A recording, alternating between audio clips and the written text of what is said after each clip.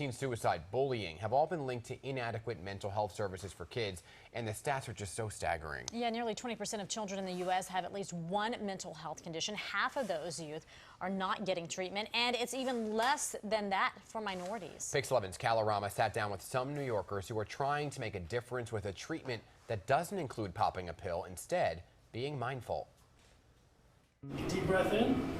1 year ago, 18-year-old Marian Meza was battling depression, considered an at-risk teen, telling me she often felt tense, angry, and anxious, feelings that melted away with meditation. When you're feeling those dark thoughts, does yoga pull you out of those thoughts? It's easier said than done because when you have depression, you're not in the mood to do anything.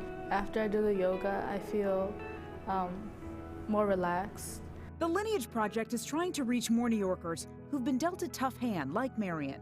From 11 to 24 years old, dealing with intense family trauma, incarceration, or homelessness. In New York City, about 95% of the kids who are in detention are Black and Latino. What we see consistently is that the justice system punishes Black and Latino kids more intensely, with more serious punishment. If you go into a detention center or a homeless shelter or a suspension school in New York City, you don't see a cross-section of New York City young people.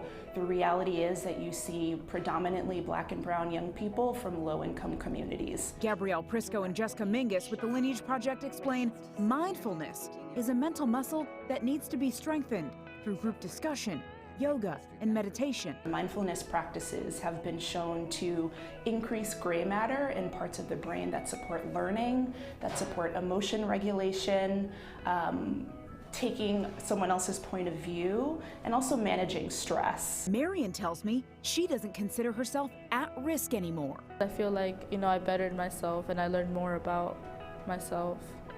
Oh my gosh, that is awesome. And she has a message for anyone else struggling: to give meditation a try. At first I was like, that's silly. Like, you just, sitting down and closing your eyes. It made an impact in my life. And, to this day, I still try to do it, kind of as a coping skill.